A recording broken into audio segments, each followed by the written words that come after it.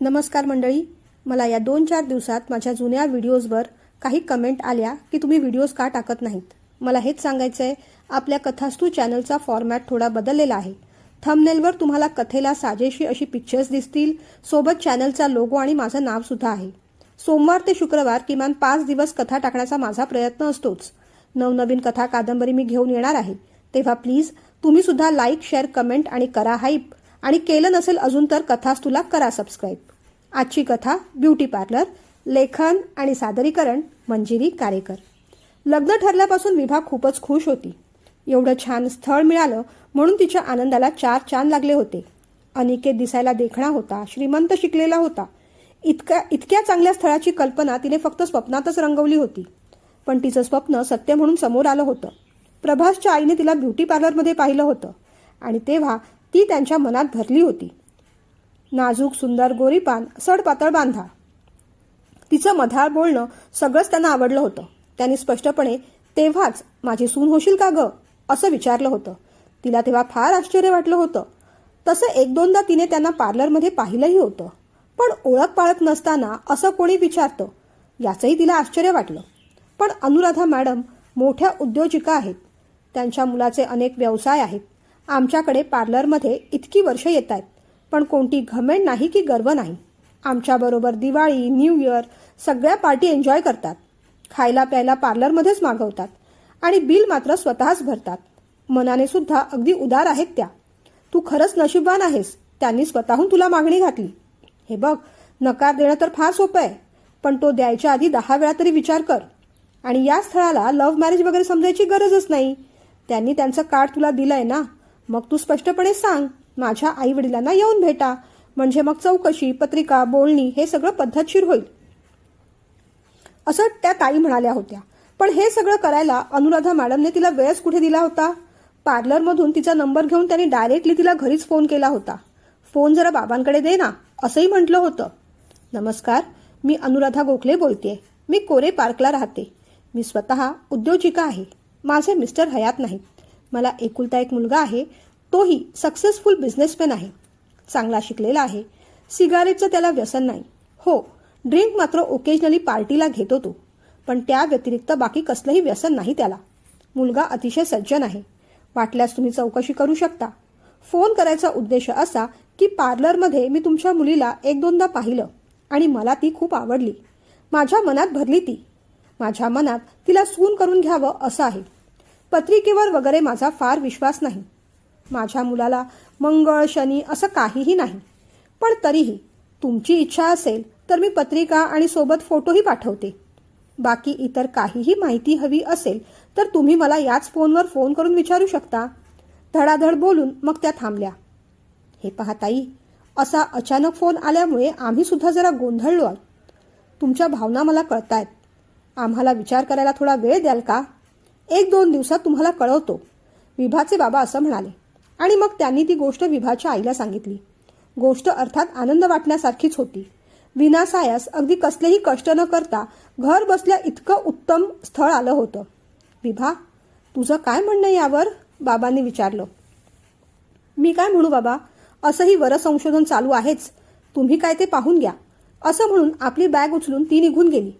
तिच्या मोबाईलवर आलेला फोटो आणि पत्रिका बाबांनी आपल्या मोबाईलवर फॉरवर्ड करायला सांगितली. गुरुजींना विचारलं. पत्रिका बऱ्यापैकी जमत होती. फोटो म्हणाल तर फारच देखणा मुलगा होता. उंच पुरा, गोरापान, चेहऱ्यावर एक वेगळंच तेज असलेला.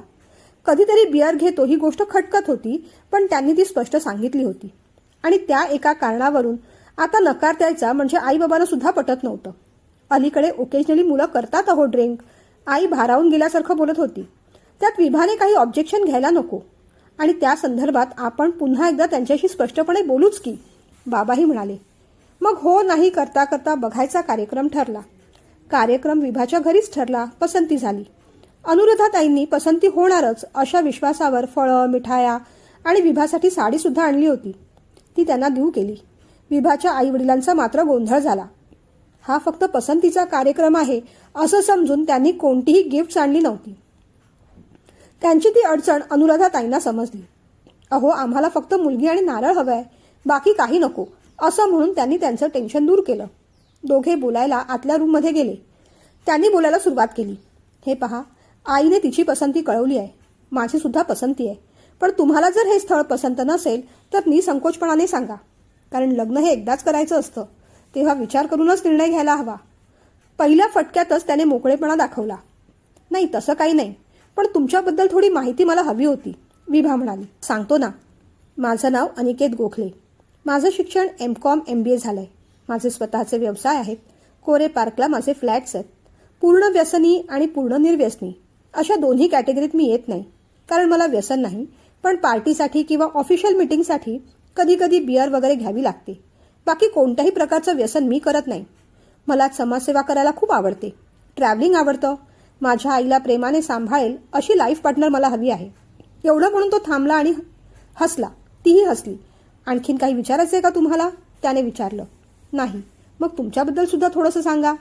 मी विभा बर्वे, MSc IT केलंय. जॉब करते. मला सुद्धा ट्रॅव्हल आणि म्युझिकची आवड आहे. मी सुद्धा एकुलती एक आहे. त्यामुळे माझ्या आईवडिलांची माझ्या बरोबरीने काळजी घेणारा जोडीदार मला हवा आहे. आणि हो, मला कोणत्याही प्रकारचं व्यसन नाही. ती असं म्हणताच त्याला हसू आलं. तुमच्या आईबाबांची अजिबात काळजी करू नका. आपण त्यांना कधीही अंतर द्यायचं नाही. बाकी आणखीन काही, त्याने विचारल्यावर तिने पुन्हा हसून नाही असं सांगितलं. दोघांची पसंती झाली. घरात आनंदी आनंद झाला. विभाला त्याचा स्वभाव खूप आवडला. एवढा श्रीमंत असून त्याला समाजसेवेची आवड आहे हे पाहून तिला आश्चर्य वाटलं. त्याने अनाथ आश्रमातले, महिला आश्रमातले अनेक फोटो दाखवले. तेवढंच काय, तर रस्त्यावरच्या प्राण्यांना सुरक्षित निवारा कसा देता येईल याची सुद्धा मोहीम तो राबवत होता. हे असले उपक्रम तिने कधीच अनुभवले नव्हते. अभ्यास एके अभ्यास आणि आपलं घर भलं अशाच तत्वांची ती होती. त्यानंतर ऑफिसला जाऊ लागली. मग तर जास्तच बिझी झाली. कधी एकदा रविवार येतोय आणि सगळा वेळ झोपून काढतोय असं तिला होऊन जायचं. त्यामुळे या पलीकडे दुसरं काही जग असतं याचा विचार करायला सुद्धा तिला वेळ नसायचा. अनिकेतबद्दल विचार मनात आला तेव्हा तिला वाटलं, हे समाजसेवेचं वगैरे खूळ असताना ते भरपूर पैसा असला की डोक्यात येतं. आपल्यासारख्या मध्यमवर्गीय माणसांचा याच्याशी कसलाही संबंध नसतो. मग काय, वृद्धाश्रमाचे, महिला आश्रमाचे, अनाथ आश्रमाचे 4-4 फोटो काढायचे आणि सोशल मीडियावर पोस्ट करायचे. झाली समाजसेवा. किती सोपं आहे. ती स्वतःशीच हसली आणि झोपून गेली. त्यानंतर त्यांची साखरपुड्याची तारीख ठरली. मग मात्र खूपच गडबड आणि लगबग सुरू झाली. 2 दिवस अगोदर पार्लरला जायला हवं अशीही तिने सुट्टी घेतलीच होती. सगळ्यात आधी तिने पार्लरवाल्या ताईंना फोन केला. ताई, जमलं बरं का आमचं, ती हसून म्हणाली. हो हो, पण तू उशिरा सांगितलंस. अनुराधा मॅडमनी आधीच कळवलंय आम्हाला. ताई असं म्हणताच त्या दोघी हसल्या. बरं ताई, परवा साखरपुडा आहे, तेव्हा मेकअप अगदी बेस्ट हवा. काय काय सर्व्हिसेस आहेत आणि कशामध्ये ऑफर आहे, सगळं सांगा. मग त्या पार्लरवाल्या ताईंनी सांगायला सुरुवात केली. हे बघ, पूर्ण बॉडीसाठी म्हटलंस तर 9 वेगवेगळ्या प्रकारच्या ट्रीटमेंट आपल्याकडे आहेत. पहिली केसांसाठी हेअर ट्रीटमेंट, त्यात hair cut, styling, spa, keratin colouring, highlight सगळं येईल. दुसरी नितळ त्वचेसाठी बेसिक फेशियल, फ्रूट फेशियल, थोडं महाग गोल्ड फेशियल, त्याहून थोडं महाग डायमंड फेशियल, असे सगळे प्रकार आहेत आपल्याकडे. पॅकेज मोठं असलं तर ब्लीच अगदी फ्री करून देतो आपण. तिसरी ट्रीटमेंट आहे थ्रेडिंग आणि आयब्रो. त्यात बघ, आयब्रो, अपर लिप, फोरहेड, फुल फेस थ्रेडिंग सगळं होतं. आणि करून घ्यावं अगं, चेहऱ्यानं अगदी तुकतुकीत दिसतो त्याने. त्यांनी स्वतःचं मत उगीचच दिलं. चौथी असते सगळ्यात महत्त्वाची, वॅक्सिंग ट्रीटमेंट. त्यात नॉर्मल वॅक्सिंग, थोडं फ्लेवर हवं असेल तर चॉकलेट वॅक्सिंग, अगदी स्मूथ हवं असेल तर हनी वॅक्सिंग. या सगळ्या व्हरायटी आहेत. फुल लेग वॅक्सिंग. त्या व्यतिरिक्त आणखीन पुढे. पार्लरवाल्या ताई एवढं बोलल्या तेवढ्यात विभाने त्यांना थांबवलं. बस, वॅक्सिंगबद्दल जास्त नको, आता पुढचं सांगा. हां, मॅनिक्युअर पेडिक्युअर पण आहे. स्पा आहे, nail cleaning, nail treatment, nail art सुद्धा आहे. पुढे बॉडी ट्रीटमेंटमध्ये बॉडी स्पा, बॉडी पॉलिशिंग सगळं फर्स्ट क्लास आहे. पुढची ट्रीटमेंट ऑप्शनल आहे, जशी की आयलॅश लिफ्टिंग, मेहंदी किंवा मग इयर पिअर्सिंग. अगं, आजकाल कानाच्या पाळीला 3-4 ठिकाणी टोचून घेतात मुली. आपल्याकडे ना अगदी कमीतल्या कमीत पेन होईल अशा पद्धतीची गन आहे, ती सुद्धा ट्रीटमेंट घेऊ शकतेस तू. आणि शेवट म्हणजे ब्रायडल मेकअप. त्यात साडी नेसवण्यापासून हेअरस्टाईल, फुल फेस मेकअप सगळं करून देतो आपण. आणि तू तर आमची जुनी कस्टमर आहेस. तुला बेस्टमधली बेस्ट ट्रीटमेंट देणार, काही काळजी करू नकोस. मग waxing, manicure, hair treatment, facial आणि ब्रायडल मेकअप यासाठी अंदाजे खर्च काय येईल? विभाने विचारलं. जास्त नाही ग सांगणार, 25-30 हजारांच्या आत बसवू आपण. ते ऐकूनच तिच्या पोटात गोळा आला. पण आता एंगेजमेंट सेरेमनी एवढा मोठा असणार होता की हे सगळं करणं भाग होतं. अनिकेत जात्यात दिसायला छान होता. त्याच्यासमोर आपण कुठेही कमी वाटायला नको. लग्न एकदाच करायचंय, तेव्हा बेस्ट ट्रीटमेंट करून घेऊया असा विचार करून तिने पार्लरवाल्या ताईंना ब्रोशर पाठवायला सांगितलं. मग तिने आपल्या मैत्रिणीला बोलावलं. पार्लरमध्ये नेमक्या कोणकोणत्या ट्रीटमेंट घेऊ याचा सल्ला घेतला आणि मग दुसऱ्या दिवशी ती पार्लरला गेली. ऑटोत बसताना अनिकेतचा फोन आला. हॅलो विभा, अनिकेत बोलतोय. हां बोला ना, ती हळू आवाजात म्हणाली. आज फ्री आहेस का? का हो, कुठे जायचंय? तिने विचारलं. अगं आज आपल्याला अनाथ आश्रमात भेट द्यायची आहे. आपला साखरपुडा आहे ना, त्याआधी तिथे एक छोटीशी पार्टी करणार आहे मी. माझी इच्छा आहे की तू माझ्याबरोबर यावंस. तो म्हणाला. खरं तर या सगळ्या गोष्टी करायला विभाला फार जीवावर आलं होतं, पण अजिबातच इंटरेस्ट नाही. असं कसं म्हणणार आता? बरं किती वाजता जायचंय? तिने विचारलं. आणखीन साधारण 3-3.5 तासांनी मी पिकअप करतो तुला. घरीच आहेस ना तू? त्याने विचारलं. नाही, मी पार्लरला चालले, पण 3 तासात माझं काम होईल. ते बँकेसमोर पार्लर आहे ना, तिथे याल? माहिती आहे का तुम्हाला? तिने विचारलं. हो हो माहिती आहे, आईला कधी कधी तिथून पिकअप करायचो मी, आणि तिथूनच तुमच्या भेटीचं उगमस्थान आहे ना, असं म्हणत तो हसला. तीही हसली. ऑटोवाल्याला तिने पार्लरच्या समोर थांबायला सांगितलं. पैसे देऊन ती बाहेर पडली. तेवढ्यात एक 24-25 वर्षांची गजरेवाली तिच्या समोर येऊन थांबली. ताई, गजरे घ्या ना, आज सकाळपासून ना विक्री झाली नाही, तुम्ही बोनी करा, ती आग्रह करू लागली. ए अगं बाई, नकोय मला. ताई, 4 गजरे तरी घ्या. अगं नकोय, हो बाजू. असं काय करताय ताई? माझ्याकडे बघून नको, निदान माझ्या बाळाकडे बघून तरी घ्या. अहो मी भिकारी नाही हो, ब्रिज खाली झोपडीत राहते, फुलं गजरे विकते. 3-4 वर्षांचं मूल तिच्या दुसऱ्या हाताला होतं. विभाला खरं तर तिचा राग आला होता. पार्लरमध्ये जायला आधीच उशीर होत होता, त्यात अनिकेतला सुद्धा भेटायचं होतं. तिला बाजूला ढकलतच ती पार्लरमध्ये शिरली. एसीच्या हवेत मात्र तिला जरा गार आणि शांत वाटलं. पार्लरवाल्या ताईंनी तिचं छान स्वागत केलं. बोला बोला मॅडम, काय काय करूया? त्यांनी विचारलं. आधी छान हेअर ट्रीटमेंट करून घेतली, हेअर कटिंग केलं, नेल आर्ट करून घेतलं, फेशियल पण केलं, आयब्रो केले. चेहऱ्याचा एकदमच लुक बदलून गेला.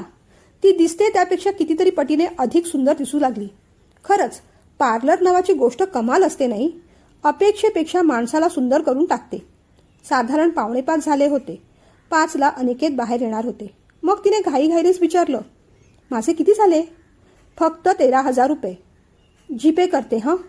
13,000 रुपयाची रक्कम पार्लरसाठी एकदम जाणार असा विचार करून पुन्हा एकदा पोटात गोळा आला. पण आता अनिकेतच्या स्टँडर्डप्रमाणे राहायला हवं. तिने मोबाईल काढला. तेवढ्यात पार्लरवाल्या ताई म्हणाल्या. अगं अगं, तुझ्या भावी सासूबाईंनी सांगितलंय की माझ्या सुनेकडून कोणतेही पैसे घ्यायचे नाहीत. त्यांचं इथे अकाउंट आहे ना, त्यांच्या अकाउंटमधून पेमेंट होणार. तू काळजी करूच नकोस. हसत हसत पार्लरवाल्या ताईंनी सांगितलं. तिला आश्चर्य वाटलं. अहो नको नको, असं कसं? ती म्हणाली. आता ते तुम्ही सासू सुना काय ते पाहून घ्या. त्यांनी आम्हाला वॉर्निंग दिली आहे की माझ्या सुनेकडून कोणतेही पैसे घ्यायचे नाहीत. ओके? असं म्हणून पार्लरवाल्या ताई दुसऱ्या कस्टमरकडे वळल्या. बरं थँक्यू, असं म्हणत ती बाहेर पडली. 13,000 रुपये एकदम जाणार होते ते अचानकच वाचले. आपल्यासाठी इतर कुणी खर्च करावा तसं बरोबर वाटलं नाही. पण आता ठीक आहे. ती बाहेर पडली. बाहेर अनिकेतची गाडी उभीच होती. ती जाऊन बसली. साधारण किती वेळ लागेल तिथे आपल्याला? तिने विचारलं. का, काही घाई आहे? त्याने उलट प्रश्न केला. नाही तसं नाही, म्हणजे आईबाबांना तसं सांगता आलं असतं. संध्याकाळ होईल, मी सोडीन तुला घरी. तो असं म्हणताच मग तिने पुढे काही विचारलं नाही. तेवढ्यात त्याचा फोन वाजला. त्याने गाडी बाजूला घेतली आणि मग फोन उचलला. त्याने फोन सरळ स्पीकरवरच टाकला. हां बोला वारंग, काय झालं? सर मोठा प्रॉब्लेम झालाय. आपल्या सिस्टममध्ये काहीतरी प्रॉब्लेम झालाय आणि सगळा डेटा कोणीतरी डिलीट केलाय. वर्षभराचा डेटा तरी गेलाय. असं झालं तर खूप मोठा प्रॉब्लेम होईल सर, घाबरत घाबरत वारंग म्हणाले. शांत व्हा वारंग, एवढं घाबरायचं कारण नाही. प्रत्येक प्रॉब्लेमला सोल्युशन हे असतंच. मला सांगा, आपले कम्प्युटर इंजिनियर काय म्हणतायत? सर त्यांचा प्रयत्न चालू आहे.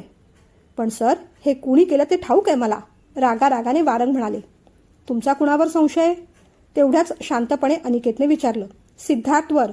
अलीकडे तो रोज लेट येतो म्हणून त्याला मेमो दिला होता मी. हे त्याचंच काम आहे, वारंग कॉन्फिडेंटली म्हणाले.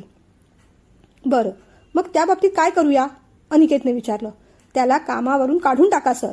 त्याच्याविरुद्ध पोलीस कंप्लेंट करूया, घाईघाईने वारंग म्हणाले. ठीक आहे, पण सध्या तसं काहीही करू नका. आजचा दिवस जाऊ दे, मी पाहतो काय करायचं ते. तुम्ही कम्प्युटर इंजिनियरला मला फोन करायला सांगा. अनिकेत म्हणाला. ते इथेच आहेत साहेब, बोला त्यांच्याशी.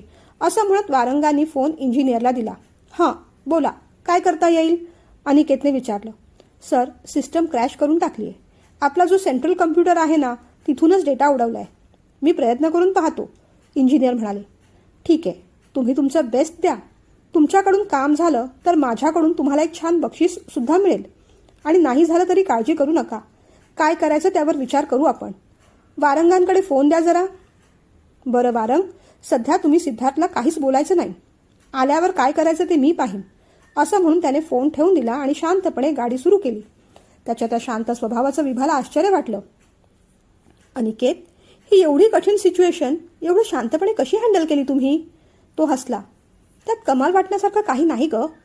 कोणतीही कठीण सिच्युएशन त्यामध्ये चिडचिड करून, रागावून, पॅनिक होऊन प्रॉब्लेम सॉल्व्ह केलाय असा शहाणा माणूस तुला कुणी आठवतोय का? नाही ना. मग चिडचिड करून, रागावून, पॅनिक होऊन काय होणार आहे? तो हसत म्हणाला. पण मग तुम्ही ही सिच्युएशन कशी हँडल करणार? तिने जरा आश्चर्याने विचारलं. आणि मुख्य म्हणजे ज्या माणसाने, त्या सिद्धार्थने एवढं मोठं नुकसान केलं, त्याच्यावर तुम्ही काहीच ॲक्शन नाही घेणार? पुन्हा एकदा तिने विचारलं. माझं तेवढं मोठं नुकसान होणार नाही, कारण गेल्या 5 वर्षांचा डेटा प्रिंटआउट स्वरूपात माझ्या फाईलमध्ये आहे. माझ्या स्वतःच्या लॅपटॉपमध्ये सुद्धा डेटा आहे. त्या व्यतिरिक्त सगळा डेटा बॅकअप करून मी माझ्या पेन ड्राईव्हमध्ये सुद्धा ठेवलेला आहे. त्यामुळे डेटा जाण्याची मला भीती नाही, तो म्हणाला. तिला त्याचं कौतुक वाटलं. वा, हुशार आहात तुम्ही. अहो, मग त्या कम्प्युटर इंजिनियरला कशाला कामाला लावलं? तिने विचारलं. अगं, अशी सिच्युएशन पुन्हा कंपनीत आली तर काय प्रिकॉशन्स घ्यायला हवेत आणि काय ट्रीटमेंट करायला हवी हे त्यांना कळावं म्हणून. डेटा उडवण्याची चूक जशी सिद्धार्थने केली, तशीच तो डेटा व्यवस्थित स्टोअर केला नाही, ही इंजिनियरची सुद्धा चूक आहेच की. पण त्यांना पनिशमेंट करण्याऐवजी काम सुधारण्यासाठी रिवॉर्ड दिलं तर ते अधिक मोटिवेशनने काम करू शकतात, यावर माझा विश्वास आहे. म्हणून मी त्यांना बक्षिसाचं बोललो. अशा परिस्थितीत घाबरून न जाता डोकं शांत ठेवून आपल्या टीम मेंबर्सना लीडरनेच सपोर्ट करायचा असतो. यालाच तर IQ म्हणजे इंटेलिजंट कोशंट, म्हणजेच सर्वसाधारणपणे बुद्धिमत्ता असं आपण म्हणतो. असं म्हणत तो हसला. मग त्या सिद्धार्थला तुम्ही सोडून देणार? तिने विचारलं. नाही, पण वेगळ्या पद्धतीने टॅकल करणार. सिद्धार्थने चूक केली असेल, पण ती का केली हे जाणून घेणं जास्त महत्त्वाचं आहे माझ्यासाठी. तो माझा स्टाफ आहे. तो असं का वागला असेल हे मला आधी जाणून घ्यायला हवं. कधी कधी परिस्थितीला कंटाळून भावनेच्या भरात माणूस असा आग्रही निर्णय घेतो, पण त्यावेळेस त्याला कठोर शिक्षा करून त्याचं मनोधैर्य खचवायचं काम करायचं नसतं. त्याच्या भावना समजून घ्यायच्या असतात. त्याने आपलाही फायदा होतो आणि समोरच्याचाही. एकतर तो आपल्या बाजूने वळतो आणि पुन्हा तशी चूक करत नाही आणि आपलंही नातं वाचतं. बरोबर ना? हो, आणि यालाच EQ असं म्हणतात, ती हसत म्हणाली. येस, EQ म्हणजे इमोशनल कोशंट, भावनिक बुद्ध्यांक. आपल्याबरोबरच इतरांच्या भावना समजून घेण्याची क्षमता. आणि या सगळ्यात महत्त्वाचं, कोणत्याही क्षणी आपल्या स्वतःची मनशांती ढळू न देणं, तो म्हणाला. म्हणजेच IQ आणि EQ दोन्हीचाही विचार करता तुम्ही? तिने विचारलं. करायलाच हवा ना. IQ, EQ बरोबर SQ सुद्धा तितकाच महत्त्वाचा असतो अगं. ती त्याच्याकडे पाहत राहिली. SQ? तिने गोंधळून विचारलं. विभा, माणसाच्या मनात अनेक चांगले वाईट विचार येत असतात, पण ज्या विचारांना माणुसकीची गाळणी लावली तर ते शुद्ध होतात आणि ते विचार तळाशी बसतात. त्याला आपण आत्मा म्हणतो. आत्मा म्हणजे काय गं? मनाचं शुद्ध रूप. मी कोण आहे? माझ्या आयुष्याला काय अर्थ आहे? माझ्या आयुष्याचं नेमकं ध्येय काय आहे? जगता जगता मी स्वतःबरोबर इतरांसाठी काय केलं, या समाजासाठी काय केलं, अशा विचारांचं जेव्हा मंथन सुरू होतं त्यालाच म्हणतात SQ म्हणजे स्पिरिच्युअल कोशंट, आध्यात्मिक बुद्ध्यांक. हो, आणि याचा देवधर्म, कर्मकांड यांच्याशी काडी मात्र संबंध नाही. मी माझं या पलीकडे जाऊन इतरांसाठी मला काहीतरी करायचंय, यासाठी माझा जन्म झालाय, ही साधी भावना म्हणजे SQ. ऐकायला हे शब्द जड वाटतात, पण माणूस म्हणून जन्माला आलो की IQ, EQ, SQ या 3 टोकानेच आपलं आयुष्य परिपूर्ण होत असतं अगं. IQ माणसाला हुशार आणि बुद्धिमान बनवते, आपल्या बुद्धीचा चांगल्यासाठी उपयोग करायला शिकवते. EQ माणसाला भावनाशील आणि उत्तम माणूस व्हायला बनवते आणि SQ माणसाला परिपूर्ण व्यक्ती बनवते. यशाचा फॉर्म्युला फक्त नुसतं बुद्धिमान असणं एवढं नाही, तर या तिन्ही गोष्टींचा समतोल आहे. IQ अधिक EQ अधिक SQ म्हणजेच संपूर्ण जीवन. आणि हे जीवन आपल्याला समृद्ध करत असतं. समाजसेवा मी समाजासाठी नाही करत गं, माझ्या आत्म्याच्या उन्नतीसाठी करतो. खरं तर माझंच भलं व्हावं असा माझा स्वार्थ हेतू असतो. त्याला समाजसेवा न म्हणता उलट आत्मसेवा असंच म्हणायला हवं, असं म्हणून तो हसला. लेक्चर जरा जास्तच झालं का? हसत हसत त्याने विचारलं. नाही हो, तसं नाही. उलट काहीतरी निसटलेलं गवसलं मला. अहो, आपण येताना त्या पार्लर समोरचा जो ब्रिज आहे ना, तिथून गाडी घेऊया का? एक महत्त्वाचं काम राहिलंय माझं, ती म्हणाली. चालेल. अनाथ आश्रमामधला वेळ चांगला गेला. अनिकेत सगळ्यांशी प्रेमाने बोलत होता. त्याच्याबरोबर राहून विभाची सुद्धा मीपणाची बंधनं गळून पडली होती. निघताना ते दोघे पार्लर समोरच्या ब्रिज खाली थांबले. उतरून विभाने इथे तिथे पाहिलं. तिला माहीत होतं की ती गजरेवाली इथेच असणार. तिने तिथल्या पानवाल्याला विचारलं. पानवाल्याने समोर बोट दाखवलं. ती गजरेवाली अजून तिथेच गजरे विकत होती. विभा धावत तिच्याकडे गेली. पाहते तर काय, ती गजरेवाली टोपली घेऊन तिथे बसली होती. एका कळकट मळकट वाडग्यात दूध होतं, बाजूला बिस्किटांचा पुडा. तिच्या मुलाला ती भरवत होती. दुसऱ्या एका पसरट डिशमध्ये दूध ओतलं होतं आणि कुत्र्याचं एक छोटंसं पिल्लू घटाघटा ते दूध चाटून चाटून पीत होतं. विभाच्या डोळ्यात पाणी आलं. गजरे विकून हिने आपल्या बाळासाठी पैसे कमवले असणार. त्याचं दूध विकत घेतलं असणार आणि त्यातलंही थोडंसं दूध ती त्या कुत्र्याच्या पिल्लाला देते.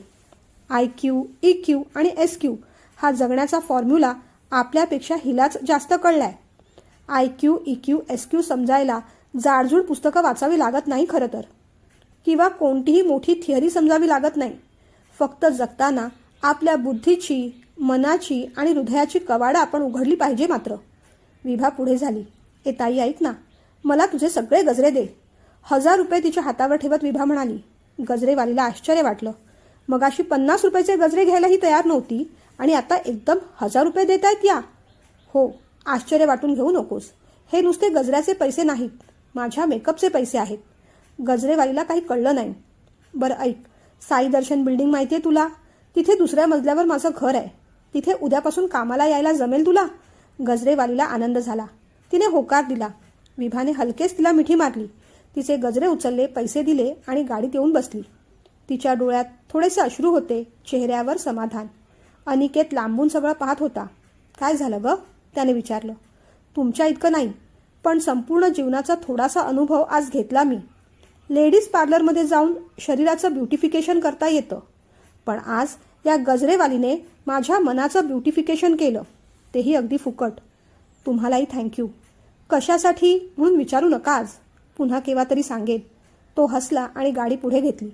उतरताना तो एवढंच म्हणाला, आज ना नेहमीपेक्षा जास्त सुंदर दिसतेस तू. हो, आलंय खरं तेज. लेडीजच्या ब्युटी पार्लरमध्ये जाऊन नाही, आयुष्याच्या खऱ्याखुऱ्या पार्लरमध्ये येऊन. तिने डोळे मिचकावले, त्याला बाय केलं आणि ती घरी आली. कुबट कुचकट विचारांचं वॅक्सिंग झालं होतं, स्वार्थी कोत्या विचारांचं कटिंग झालं होतं आणि मनाचं फेशियल झालं होतं. आणि खरंच या खऱ्याखुऱ्या पार्लरचा अनुभव अगदी सुंदर, विलक्षण आणि हवाहवासा वाटणारा होता. कारण आता आलेलं तेज आणि सौंदर्य कोणत्याही धुळीने खराब होणारं नव्हतं. दिवस लोटले तरी फिकं पडणारं नव्हतं. आज जीवनाच्या ब्युटी पार्लरमध्ये अनुभवलेलं ते तेज तिच्यासोबत चिरंतनच राहणार होतं.